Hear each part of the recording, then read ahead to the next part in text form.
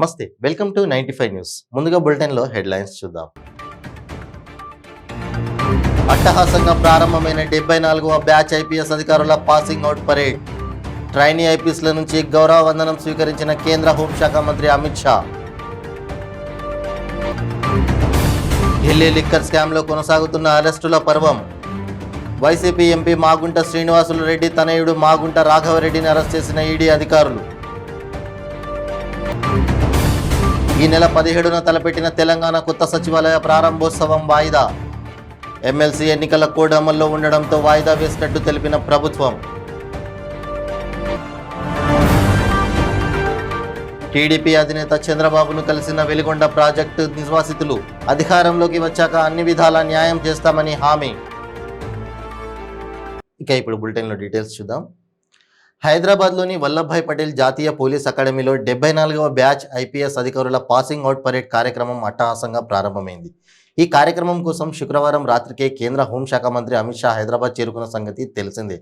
ఈ మేరకు అమిత్ షా ఆ పరేడ్ కార్యక్రమానికి ముఖ్య అతిథిగా హాజరయ్యారు. అక్కడ ట్రైనీ ఐపీఎస్ల నుంచి అమిత్ షా గౌరవ వందనం స్వీకరించారు. ఈ సందర్భంగా అమిత్ షా మాట్లాడుతూ, ఈ బ్యాచ్లో అధిక శాతం టెక్నాలజీ బ్యాక్గ్రౌండ్ వాళ్ళు ఉన్నారని, రానున్న కాలంలో టెక్నాలజీ కీలక పాత్ర పోషిస్తుందన్నారు. అంతేకాదు, టెక్నాలజీతో కూడిన పోలీస్ మేనేజ్మెంట్ మరింతగా అందుబాటులోకి వస్తుంది కూడా అని అన్నారు.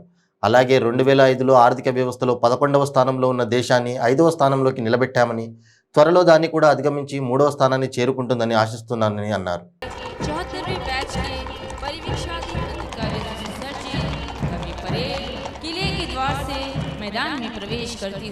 The respective flags of these formations can also be seen fluttering in the breeze over these insignias. बन गई। आप वर्तमान में केंद्रीय गृह मामलों में और सहकारिता मंत्री के रूप में देश की सेवा कर रहे हैं। भारत के एक प्रमुख राष्ट्र नेता बनने और फिर नरेंद्र मोदी सरकार में कैबिनेट मंत्री के रूप में 2 प्रमुख विभागों को संभालने की आपकी यह यात्रा वस्तुतः जमीनी स्तर से शुरू होती है। देता हूं कि इन्होंने कैडर भाषा और कैडर के अध्ययन पर पर्याप्त ध्यान दिया है।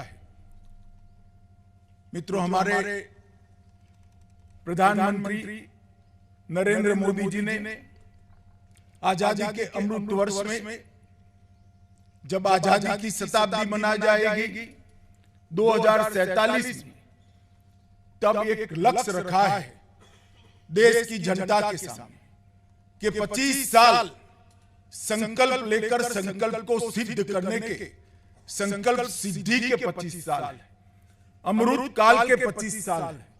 और जब देश आजादी की शताब्दी मनाएगा, हर क्षेत्र के अंदर देश विश्व में सर्वप्रथम होगा। ये आशावाद और ये लक्ष्य, इसकी परिपूर्ति हर एक भारतीय नागरिक की जिम्मेदारी और कर्तव्य दोनों है। और जब आप यहां से आईपीएस बनकर जा रहे हो, तब आप सभी की इसकी विशेष जिम्मेदारी है, क्योंकि अच्छी कानून और व्यवस्था और अभेद आंतरिक सुरक्षा, इसके बगैर कोई राष्ट्र महान नहीं बन सकता। विकास की नींव ही नागरिक अधिकारों की रक्षा, कमजोर से कमजोर नागरिक के अधिकार की रक्षा, उसके प्रति तंत्र की संवेदनशीलता और सभी चुनौतियों का सामना करने वाला पुलिस तंत्र ही एक विकसित राष्ट्र की नींव डाल सकता है। हमने लक्ष्य रखा है 2047 तक भारत पूरी तरह से विकसित राष्ट्र हो, 2025 तक $5 ट्रिलियन की अमेरिकी डॉलर वाली हम अर्थव्यवस्था बने।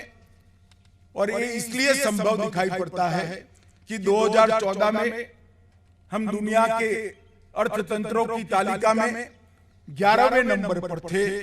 आज महज 8 साल के अंतराल में हम 11वें से 5वीं अर्थव्यवस्था बनकर उभरे। और मॉर्गन स्टैनली का एक अनुमान है कि 2027 तक भारत संसार की तीसरी सबसे बड़ी अर्थव्यवस्था बन जाएगा। आप सब जब यहाँ देश के संविधान देश के संविधान के स्पिरिट को समझकर जा रहे हो, तब एक बात पर मैं आपका जरूर ध्यान दिलाना चाहता हूं। हमारी संवैधानिक व्यवस्था में 3 प्रकार की व्यवस्था बहुत महत्वपूर्ण है। 5 वर्षों में एक बार वोट कर शासन व्यवस्था चुनने वाला नागरिक 5 वर्षों के लिए इलेक्टेड सरकार जो नागरिकों के चुनने से बनती है, और 30 से 35 वर्षों के लिए सिलेक्टेड ब्यूरोक्रेसी जो देश की सेवा करती है।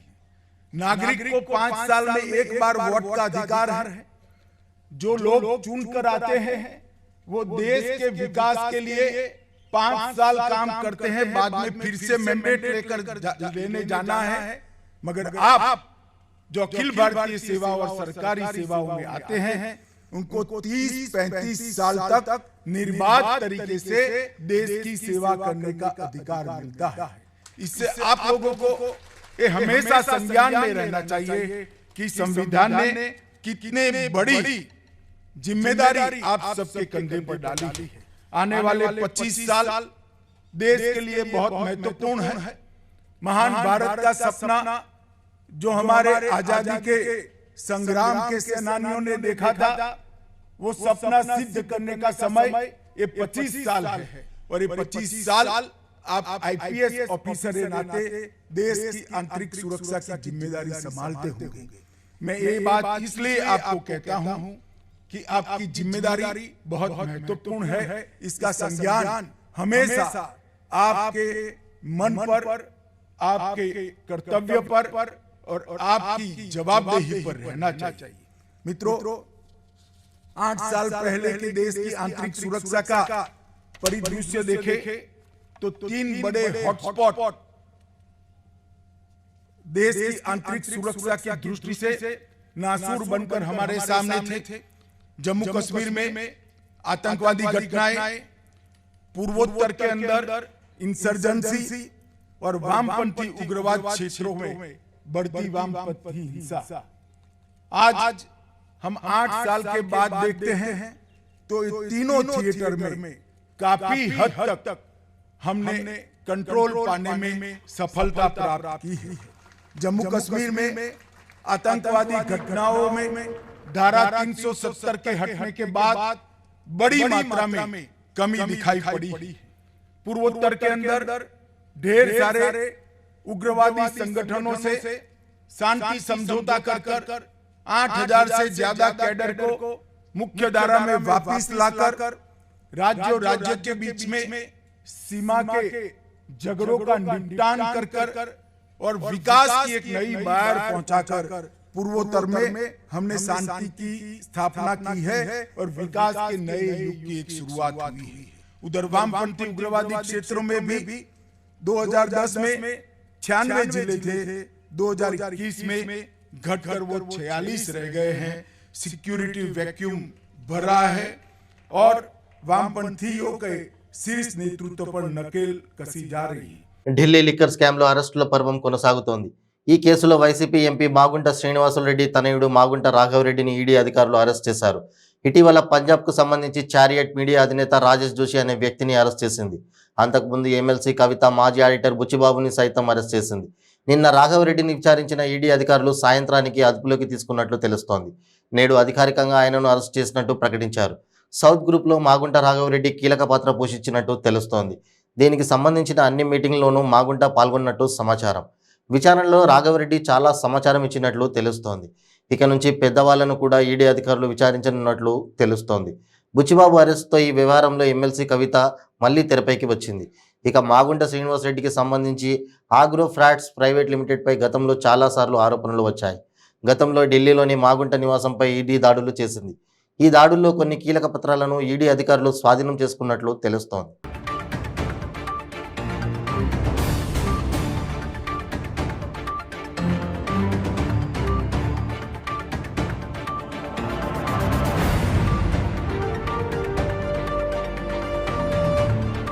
ఈ నెల 17న తలపెట్టిన తెలంగాణ కొత్త సచివాలయ ప్రారంభోత్సవం వాయిదా పడింది. ఎమ్మెల్సీ ఎన్నికల కోడ్ అమల్లో ఉండడంతో ప్రారంభోత్సవాన్ని వాయిదా వేసినట్లు ప్రభుత్వం తెలిపింది. కొత్త సచివాలయాన్ని మళ్ళీ ఎప్పుడు ప్రారంభించేది త్వరలోనే కొత్త తేదీని ప్రకటిస్తామని పేర్కొంది.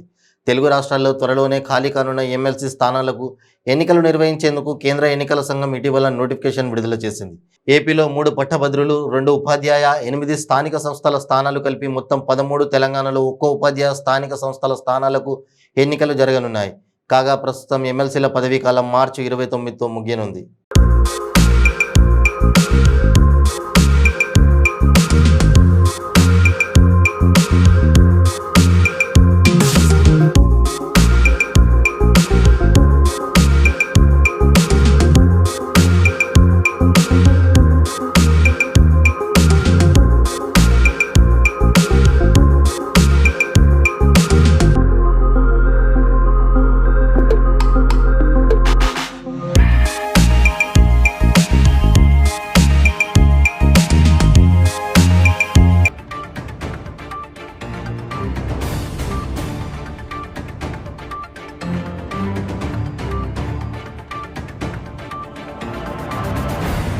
ఇప్పుడు ఒక షార్ట్ బ్రేక్.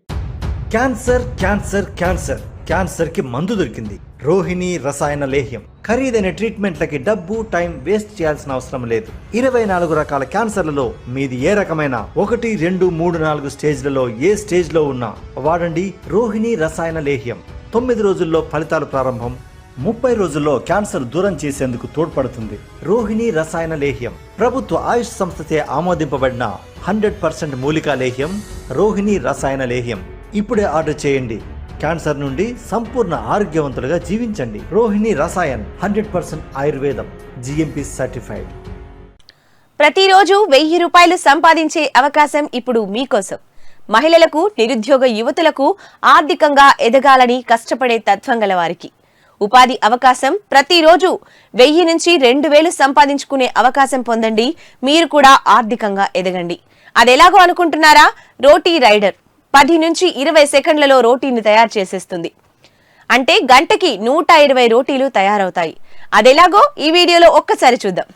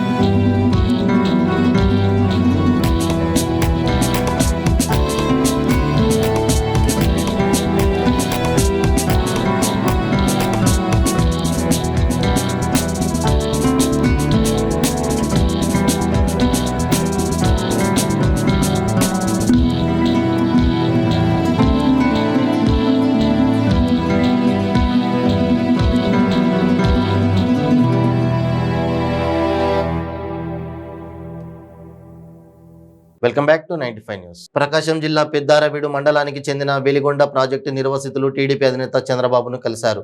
ప్రాజెక్టు నిర్వాసితులైన తమకు ప్రభుత్వం ఇచ్చిన హామీలు నెరవేర్చలేదని వారు ఆవేదన వ్యక్తం చేశారు. 18 లక్షల పరిహారం ఇస్తామని వైసీపీ ఇచ్చిన హామీని విస్మరించిందని వివరించారు. ఈ సందర్భంగా చంద్రబాబు స్పందిస్తూ 2004 తర్వాత కాంగ్రెస్ హయాంలో పనులు జరగలేదని అన్నారు. 2014లో తామే అధికారంలోకి వచ్చాక పనులు వేగవంతం చేశామని వెల్లడించారు. మిగిలిన 10% పనులు కూడా జగన్ పూర్తి చేయలేదని విమర్శించారు. టీడీపీ అధికారంలోకి వచ్చాక ప్రాజెక్టు నిర్వాసితులకు మెరుగైన ప్యాకేజీతో పాటు అన్ని విధాల న్యాయం చేస్తామని చంద్రబాబు హామీ ఇచ్చారు.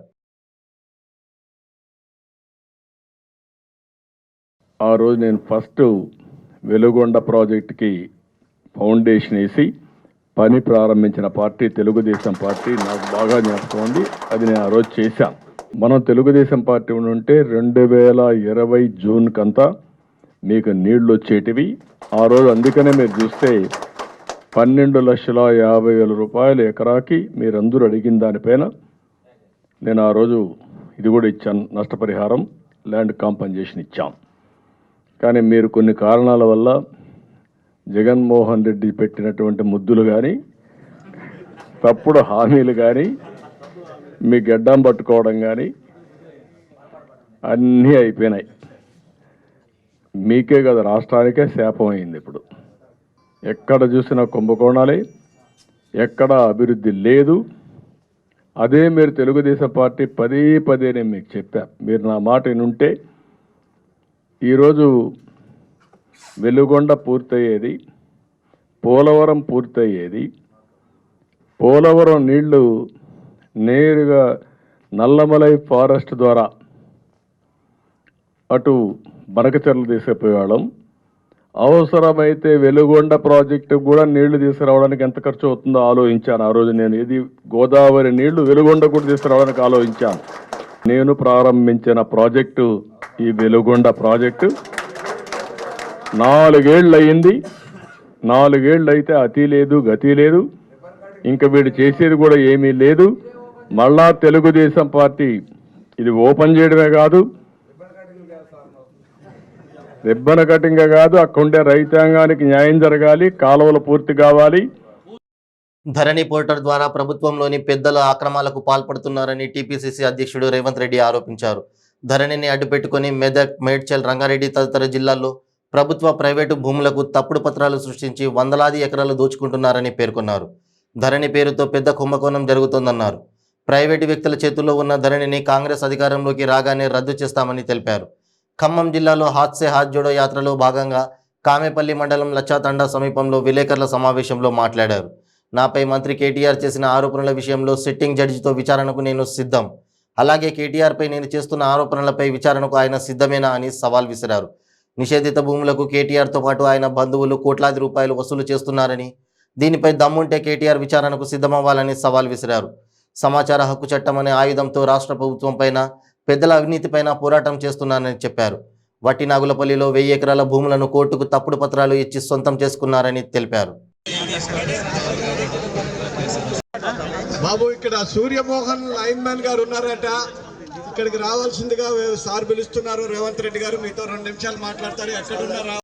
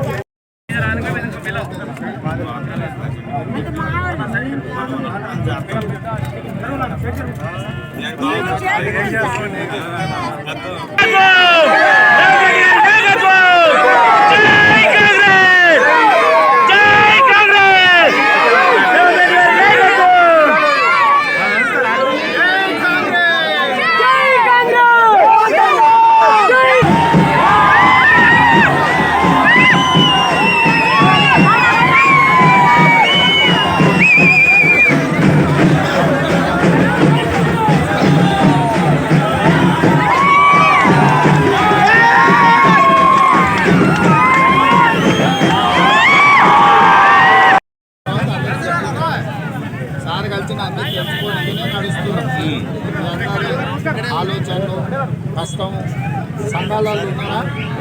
ఎంతుంది లోన్? ఎంతుందమ్మా? ఎంత మాఫ్ చేశారు సార్ చెప్పు. మాఫీ అంతమే చేయలేదు. 2 లక్షలుగా ఎంతమంది సభ్యులు? మొత్తం 10 మంది సభ్యులు 6 లక్షలు. ఏం జీరో ఏమి ఇస్తలేదు.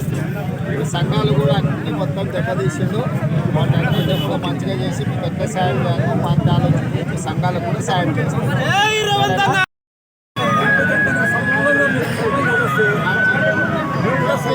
అందరి పెద్ద మనిషి అందరికి చెప్పు, తండాలా చెప్తారు, అందరు మంచిగా చెప్పు. ఇందిరమ్మ రాజ్యం వస్తే వాళ్ళ అందోళ్ళకి అందరికి మంచి రోజులు వస్తాయి.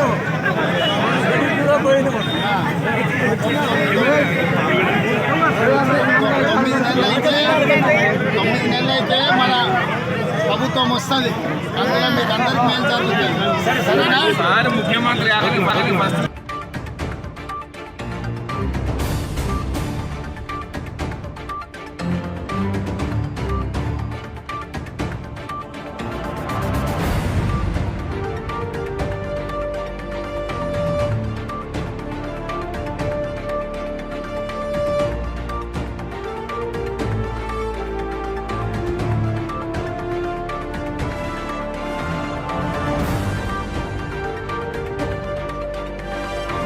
గోషామైల్ ఎమ్మెల్యే రాజాసింగ్ శనివారం నాడు బైక్పై అసెంబ్లీకి వచ్చారు.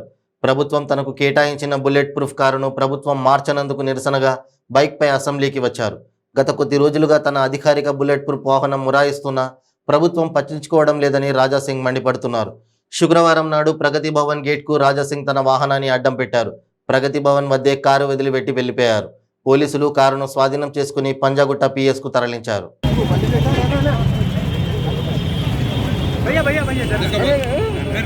మీడియం మీడియం మీడియం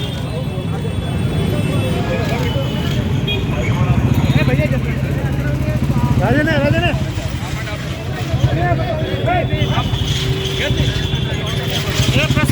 బయటకు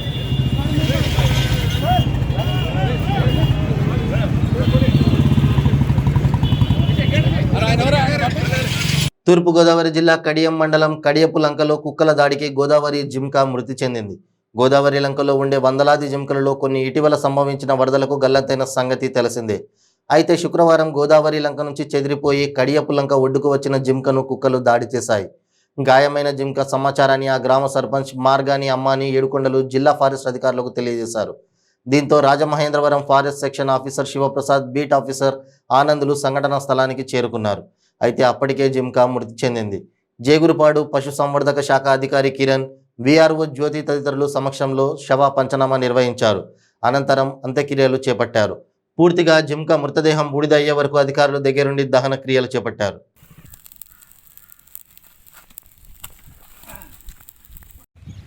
ఈ అడిగిపోయి ప్రాణాలు విడుతున్నాయి. ప్రాణాలు విడిచిన టైంలో మన పాపం ఫారెస్ట్ ఆఫీసర్ గారు అందరూ కూడా రక్షణ చేద్దారని డాక్టర్ గారు అది వచ్చి అని బతికిందారని చాలా ప్రయత్నాలు చేసినా బతకలేదు. అలాగే ఒకసారి 2 జింకలు 3 జింకలు తాళం చేసినాయి. ఈసారి కూడా మళ్ళీ ఇక్కడ ఈ జింక అన్నది బయటికి పూల తోటల్లోకి రావటంలో కుక్కలు పట్టుకోవడంలో ఇక్కడ ఉన్న రైతులు వాటిని రక్షించే ప్రయత్నం చేశారు. అయినా సరే 2-3 కుక్కల కాట్లు కూడా దిగినాయి. దానివల్ల కాకపోయినా జనాన్ని చూసేటప్పటికి ఈ మూగజీవులు అడిలిపోయి ప్రాణాలు విడుతున్నాయి. ఇక్కడ ఈ ఏరియాలో అయితే జింకలు ఎన్ని జింకలు ఉన్నదన్నది మనకి కౌంటింగ్ లేదు, కానీ ఈ చాలా జింకలు ఉన్నాయి. వాటి రక్షణ గురించి ఏదైనా మన ఫారెస్ట్ ఆఫీసర్ గారిని వాటి రక్షణ గురించి ఏదైనా ప్రయత్నం చేయమని నేను మన పంచాయతీ ద్వారాగా సార్ని కోరుతున్నాను. ఈరోజు ఉదయం 9 గంటల సమయంలో కడియపు లంకకి సంబంధించిన సర్పంచ్ గారు మాకు ఫోన్ చేయడం జరిగింది.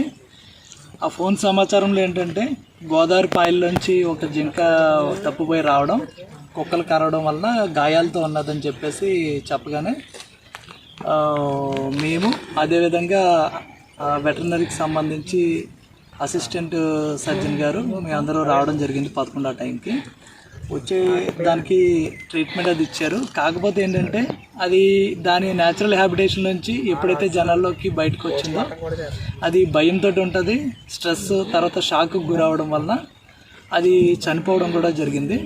ఉత్తరాంధ్ర పట్టభద్రుల ఎమ్మెల్సీ అభ్యర్థిగా వైఎస్ఆర్సీపీ బలపరిచిన సీతంరాజు సుధాకర్ విజయానికి పార్టీ నియోజకవర్గ నాయకులు, కార్యకర్తలు అందరూ కృషి చేయాలని ఎమ్మెల్యే అన్నంరెడ్డి ఆదిప్ రాజ్ పిలుపునిచ్చారు. పెందుర్తి మండలం రాంపురంలోని వైఎస్ఆర్సీపీ కార్యాలయంలో సీతంరాజు సుధాకర్తో కలిసి ఎమ్మెల్యే పార్టీ ముఖ్య నేతలతో సమావేశం నిర్వహించారు.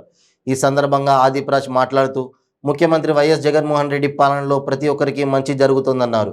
కరోనా సమయంలో కూడా రాష్ట్ర ప్రజలను ఆదుకున్నారన్నారు. రానున్న పట్టభద్రుల ఎమ్మెల్సీ ఎన్నికల్లో వైఎస్ఆర్సీపీ బలపరిచిన సీతంరాజు సుధాకర్ను గెలిపించాలని కోరారు. పార్టీ శ్రేణులంతా కష్టపడి పనిచేయాలని పిలుపునిచ్చారు. ఎమ్మెల్సీ అభ్యర్థి సీతంరాజు సుధాకర్ మాట్లాడుతూ రాష్ట్రంలో వైఎస్ఆర్సీపీకి పెద్ద ఎత్తున ప్రజలు బ్రహ్మరథం పడుతున్నారని, ఎమ్మెల్సీ ఎన్నికల్లో కూడా వైఎస్ఆర్సీపీ విజయకేతనం ఎగురవేస్తుందని తెలిపారు. ఉద్యోగులంతా తమ వెంటే ఉన్నారని అన్నారు. ఏ ప్రాంతం ఏ వర్గం తమకు వ్యతిరేకం కాదని అన్నారు. ఎమ్మెల్సీ ఎన్నికల్లో తాను విజయం సాధిస్తానని ధీమా వ్యక్తం చేశారు.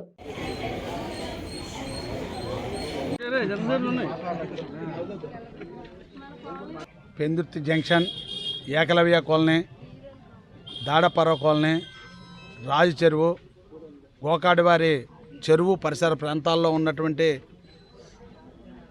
స్థిర నివాసం గత 25 సంవత్సరాల నుంచి 20 సంవత్సరాల నుంచి తాత ముత్తాతల నుంచి కొన్ని రోజులు పాకల్లోనూ, తర్వాత షెడ్లలోనూ, తర్వాత ప్రభుత్వం వారు ఇచ్చినటువంటి హౌసింగ్ కాలనీ ఇళ్లలోనూ వాళ్ళు ఉంటున్నారు.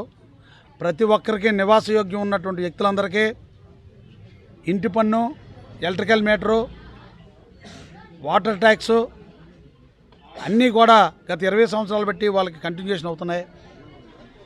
కొన్ని హౌసింగ్ కాలనీ ఇల్లులు ఇచ్చినటువంటి వాళ్ళకి కూడా, పట్టాలు ఇచ్చినటువంటి వ్యక్తులకు కూడా ఇవాళ సుప్రీంకోర్టు గైడ్లైన్స్ ప్రకారంగా ఇది ఎంక్రోచ్మెంట్స్, అనాథరైజ్డ్ పోరంబోగుల్లో ఉన్నటువంటి ఇల్లులు మీకు మేము రిమూవ్ చేస్తున్నాం అనేటటువంటి ఒక నోటీస్ ఇవ్వడం జరిగింది. దీంతో ఈ పరిసర ప్రాంతాల్లో ఉన్నటువంటి ప్రజలందరూ కూడా తీవ్ర భయం ఆందోళనకు చెంది దిక్కుతోచని పరిస్థితుల్లో వాళ్ళంతా ఉన్నారు. ఒకటే నేను ముఖ్యంగా ఇప్పుడు ఎంఆర్ఓ గారికి రిప్రజెంటేషన్ ఇచ్చాం. 20-25 సంవత్సరాలు పెట్టి ఈ నివాసాలు ఉన్నటువంటి వ్యక్తులందరికీ కూడా రెగ్యులరైజ్ చేయమని వారికి రిప్రజెంటేషన్ ఇచ్చాం. వారు కలెక్టర్ గారి దృష్టికి తీసుకెళ్తామని చెప్పారు. ఇది సుప్రీంకోర్టు గైడ్లైన్స్ అని చెప్పి వారు చెప్పడం జరిగింది. దీని మీద ఎంఆర్ఓ గారి తాలూకా వివరణ, కలెక్టర్ గారి తాలూకా ఏం చెప్తారో చూసి అవసరమైతే ఈ అందరూ బడుగు బలహీన వర్గాలకు చెందినటువంటి వ్యక్తులు, ఆర్థికంగా వెనకబడినటువంటి వ్యక్తులు, ఎస్టీ కులానికి చెందినటువంటి వ్యక్తులు వీళ్ళందరూ కూడా ఎక్కువ మంది. వీళ్ళ తరపున అవసరమైతే సుప్రీంకోర్టులో కూడా న్యాయ పోరాటం చేసి పిల్లు వీళ్ళ తరపున నేను వేసి అవసరమైతే ఈ ఇల్లులు కట్టుకునేటటువంటి వాళ్ళందరికీ కూడా శాశ్వత పరిష్కారం కోసం పోరాటం చేస్తామని చెప్పి తెలియజేస్తున్నాను. నేను కూడా గత 25 సంవత్సరాల నుంచి అక్కడే ఉంటున్నాం, నివాసం ఉంటున్నాము. కానీ మాకు ఇంటి పనులు అవి లేవు. కరెంటు మీటర్లు అయితే నాయుడు గారి ద్వారా మేము తెప్పించుకున్నాము. వాటర్ వస్తుంది, బోరింగ్ ఉంది. కానీ మాకు నోటీసులు ఇచ్చారు. ఈ నోటీసుల ద్వారా మాకు న్యాయం జరిగించి మమ్మల్ని అక్కడి నుండి తీయకుండా మాకు అక్కడే పట్టాలు అవి ఇవ్వాలని, స్థిర నివాసాలు ఇవ్వాలని మేము నాయుడు గారి ద్వారా ప్రభుత్వానికి అర్పిస్తున్నాం. రెగ్యులరైజ్ చేసే విధంగా ప్రభుత్వాన్ని కానీ కోర్టులు కానీ ఒప్పించే విధంగా ప్రయత్నం చేస్తాం. ఇంకా అవ్వకపోతే కోర్టు నుంచి ఆర్డర్ తెచ్చుకునే విధంగా, ఇంకా భవిష్యత్తులో ఇంకా మిగతా ఉన్నటువంటి కొండ పోరంబోగు, ఎటువంటి అనాథరైడ్ బంజర్లు, పోరంబోగులు ఉన్నటువంటి అన్నీ కూడా ప్రభుత్వం వారు ఐడెంటిఫై చేసి వారు స్వాధీనం చేసుకొని ఫర్దర్గా కూడా ఎంక్రోచ్మెంట్ అవ్వకుండా చూసేటటువంటి బాధ్యత ఇటు ప్రభుత్వ అధికారులపై ఉందని చెప్పి తెలియజేస్తూ, అందువల్ల ప్రభుత్వానికి కూడా దాంట్లో భాగస్వామి కనుక ప్రభుత్వ అధికారులు ప్రభుత్వం బాధ్యత తీసుకొని వాటికి తగు విధంగా ఆ భూములన్నింటినీ పరిరక్షించవలసిందిగా కోరుతున్నా. బులెటిన్ ముగించే ముందు హెడ్లైన్స్ మరోసారి. అట్టహాసంగా ప్రారంభమైన 74వ బ్యాచ్ ఐపీఎస్ అధికారుల పాసింగ్ అవుట్ పరేడ్. ట్రైనీ ఐపీఎస్ల నుంచి గౌరవ వందనం స్వీకరించిన కేంద్ర హోంశాఖ మంత్రి అమిత్ షా. ఢిల్లీ లిక్కర్ స్కామ్లో కొనసాగుతున్న అరెస్టుల పర్వం. వైసీపీ ఎంపీ మాగుంట శ్రీనివాసులు రెడ్డి తనయుడు మాగుంట రాఘవరెడ్డిని అరెస్ట్ చేసిన ఈడీ అధికారులు. ఈ నెల 17న తలపెట్టిన తెలంగాణ కొత్త సచివాలయ ప్రారంభోత్సవం వాయిదా. ఎమ్మెల్సీ ఎన్నికల కోడ్ అమల్లో ఉండడంతో వాయిదా వేసినట్టు తెలిపిన ప్రభుత్వం. టీడీపీ అధినేత చంద్రబాబును కలిసిన వెలిగొండ ప్రాజెక్టు నివాసితులు. అధికారంలోకి వచ్చాక అన్ని విధాలా న్యాయం చేస్తామని హామీ. ఇవి బులెటిన్ అప్డేట్స్. మరిన్ని అప్డేట్స్ కోసం చూస్తూనే ఉండండి 95 న్యూస్. ప్రతిక్షణం ప్రజాక్షేమం కోసం. నమస్తే.